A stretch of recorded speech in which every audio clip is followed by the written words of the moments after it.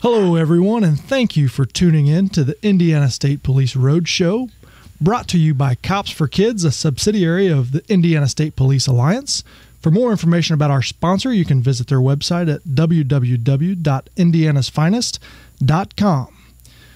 Once again, big thanks to Mr. Tom Trial, who's bringing this to you visually on the YouTube channel. Tom works real hard, and he likes to stay behind the camera, but we appreciate all his work. Joining me today from Vincennes University, from the College of Business and Public Services, Mr. Bill Golmitzer. Bill, thanks for coming. Thanks for having me, John. All right, so retired law enforcement and yes, sir. Down in Louisiana. Tell us a little bit about Yes, your sir. background as a police officer. Well, I started at Vincennes University. In fact, I was started 40 years ago. I was there from 79 to 81. I was a dispatcher for the Lafayette Police Department briefly after graduation, and I got the urge to go in the Marine Corps, and the Marine Corps sent me to some outstanding schools. I got to go to the Traffic Institute and IPTM in North Florida, and I served in Okinawa, Quantico, Virginia. Got to do some coursework at the National Academy, Cherry Point, and I finished up in New Orleans. I was teaching reservists and working criminal investigation out at Belle Chase. And my parents ended up in Louisiana, so I applied for the Shreveport Police Department. I worked inner city with the city of Shreveport for about 7 years. My police chief became the sheriff of Caddo Parish, and I switched from blue to brown. And I retired in 2014 when I had an opportunity to come home. And so I've been at VU for 5 years now. Wow! So you worked through Katrina. Yes, I was at Katrina. Yeah, I was down there for a little bit. I've told my students about it. That's probably the worst thing I've ever seen in my life. I can't even describe just how terrible that situation was, but I learned a lot. And no communications from about Alexandria south. It was a very, very tragic event. Yeah. So Bill, like many law enforcement and public servants, once it's in your heart, it doesn't go away. So you wrap up your career and you decide, hey, what better way to enjoy retirement than to go back to work and teach young kids about what we do. So now you're an assistant professor at Vincennes University teaching law enforcement and criminology. Tell us about what public service degree programs Vincennes offers. Well, Vincennes is one of the oldest in the state. Back when I started, it was just IU and VU.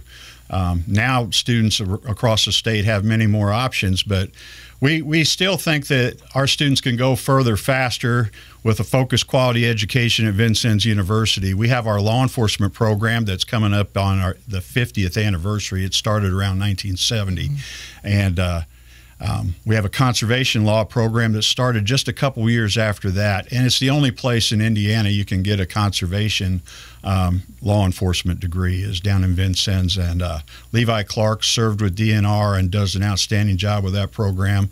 We also have a legal studies program. Maybe the street's not for you, but you have an interest in the law, maybe paralegal. Vanessa Perdome does a great job with that. We have a fire science program, Donnie Heim and Adam Vall. You can get up to 6 Indiana certifications along with your associate's degree with that program. Every single program I just told you about rolls into a Homeland Security bachelor's program, which is a very, very diverse degree and outstanding program. Students there are preparing themselves for federal law enforcement. They study international terrorism in depth. Lou Caprino does an outstanding job with that program. And there's also a branch to the Homeland Security bachelor's. If a student's interested in information technology, Lou works with Professor Jackie Letterman. They have a cybercrime branch in that Homeland Security. So there's a lot going on at Vincennes. Wow, that does sound like a lot of options. And I get a lot of, just like any other police officer, you get a lot of young high school kids that come to you and they say, hey, I think I want to be a police officer. And what advice can you give? And I often steer them in two directions. I often say, think about what you want to do, but go to college and or the military and focus on something outside of law enforcement. Learn Spanish, get a business degree, but take those law enforcement classes because they're so important. But broaden yourself, make yourself more marketable. Right. And in today's application pool, I always tell the young kids, if you can speak fluent Spanish, you're going to put yourself close to the top of the list. So that's one of the important things that I tell the young kids. But also, it's no secret that law enforcement doesn't pay a lot of money. So a lot of people go get a 4 or 5-year degree and end up $200,000 in college debt as they're starting off their career. So Vincennes might be a nice option because it's a little shorter, is it not?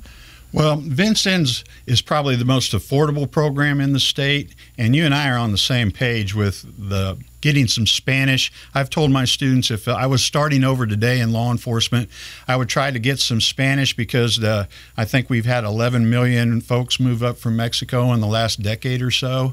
And so you're going to deal with Hispanic folks, and I think all foreign languages are good, but Hispanic would serve them best, my opinion. Yeah. Also, EMS. Back when I started out, we got basic first aid and stuff. Mm-hmm. Well, you know as a trooper that your backup might be miles down the road, and there's times you're going to have to get in there and help folks. And so if you get a chance to go to an EMT course or something like that, I think you should. Vincennes is affordable. I met with Director Goodpaster shortly before he retired at ILEA last year, and I spoke to some of our graduates that have went on through ILEA. He said that we are giving them an outstanding foundation, and I really like to hear that. All of our instructors try to keep current. We've changed our curriculum up a little bit down there to be more hands-on. I've had my students out taking the ILEA entrance physical assessment last semester in our ethics course, which is new. This shirt here, that's their PT clothes. They march. So we've got them doing drill. They're exercising now. We have a new police administration course. We've took our police operations and we've cut it in half with a basic and then an advanced. So they get 2 semesters of that, along with 6 hours of criminal law. So they have 10 courses in law enforcement. And basically, it's a great social science foundation, anything they want to do. You and I both been 18 before. Kids change their mind. They get in, they decide that they're not interested, or we also have folks that took other things and they switch over to us. So that 18 to 20-year-old age group, you know, they've got time to think about what they want to do and make choices and stuff. I'm just thrilled as I travel around the state to see so many of our graduates doing so well. That's great. Now, you mentioned earlier about a fire science degree and firefighting, things like that. Is there a course about how to use a recliner and a TV remote? Is that a college? I don't know. I think we're going to have to call your buddy Fire Mike on that one. You know, yeah.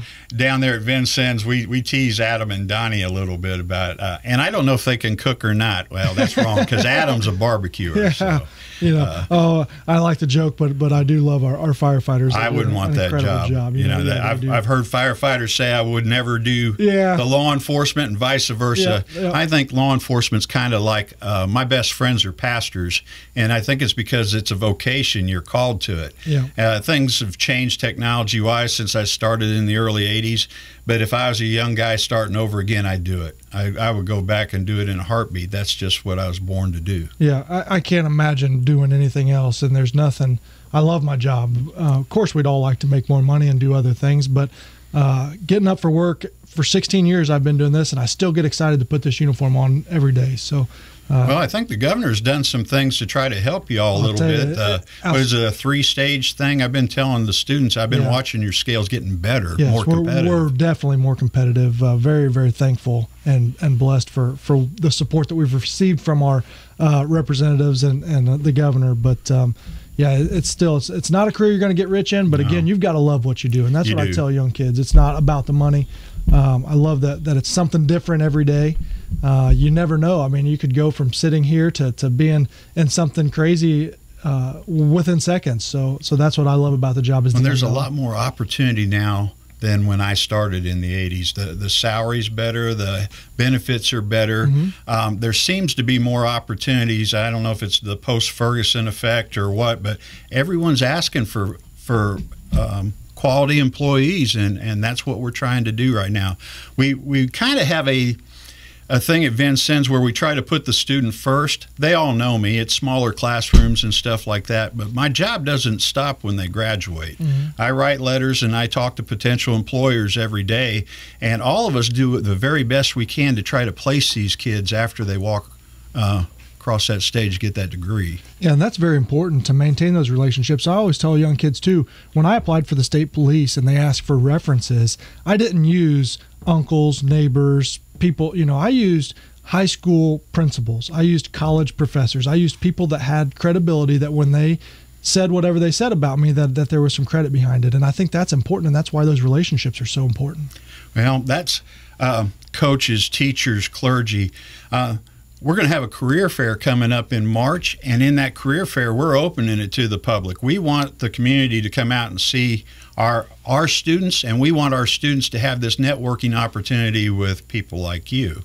And that's great, Bill. And let's talk a little more about your career fair, because these are things that I went to as a young college student that really solidified wanting to be a police officer. I always knew that's what I wanted to do, but talking to these folks, when you're getting to that age, you're 20, 21, trying to decide what you're going to do the rest of your life, and you get to have these real conversations with people that really do. It's so important. So I would encourage everybody to get out to this career fair. What's the date of the career fair? We're going to go on March 28th, and it's pretty much going to be an all-day event, John.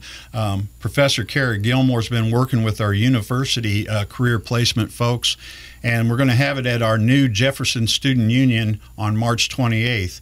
We're going to try to incorporate stuff that you may have seen in other big events with interagencies. We're going to have it open for vendors the first couple hours. Then we're going to invite the general public. And then we want the students to have opportunities to talk to law enforcement professionals like you. We're also going to have corrections folks and conservation folks and probation and parole. And in the afternoon, we're going to make our offices and different buildings available where if students and the potential employers want to sit down, fill out some questionnaires, they can do that. But we're very excited about this, and we're hoping we get large participation throughout the state and region. So what about a high school kid, maybe freshman, sophomore in high school, that is looking at colleges? Is this a good opportunity for them to take a college visit? Oh, sure. Yeah, and I visit the early college and Project Excel sites throughout the state of Indiana. And as I travel, I've been stopping in and I've been telling folks, come on down March 28th, where anybody and everybody interested in a career in law enforcement, interested in our 2-year programs, like I said, fire, legal studies, conservation law enforcement, homeland security. We're going to have it all available for them to look at and talk to professionals in the field. I think it's going to be a huge, super event. Here's one of the neat things about a 2-year program, too, is in the state of Indiana, you can't be a police officer until you're 21. Right. And so you've got to bridge that gap between high school and your career somehow, whether that be military college or whatever it may be. This is a great opportunity. To 2 years, you're going to get a degree. And then you're going to be right at the age where you can start applying. I was 21 when I got hired by the state police, and so it's a great opportunity for Vincennes. So how do people get a hold of you? Where do people go if they need more information or they want more, have questions? Well, they can contact me either through the website, which was probably the best way, and they can also look at our programs and our curriculum in depth, www.vinu.edu. And they can contact me directly at W. Golmitzer. Let me spell that. WGOLLMITZER at vinu.edu. And if you want to call me, I can give you the phone number, but I'm never in the office. My phone number is area code 812-888-6892. So, I just love to see the opportunities that you guys are allowing people, because, the nice thing about your program is somebody often probably gets in there and decides, it's not for me. We have several. You see the real nitty gritty. It's not all great. This job is there's highs and there's lows, and then oftentimes several times every shift. So people experience that through your program and realize it's not quite for them. Well, and there's so many options though for a student that age. There's like 200 degree programs down there, and if a kid gets in there and the student's not happy in the program or realizes it's not for you, they might want a career in probation and parole. We've had several go across the street to the Summers building in social work. Yeah. We've had social work decide they want to come to law enforcement. So there is some indecision with kids that age, and they start looking at their future. And well, when I told you about the hands-on stuff, we've got the simulator and stuff. We've got students that when it's actually, and this is a simulator, this isn't out on the line like it.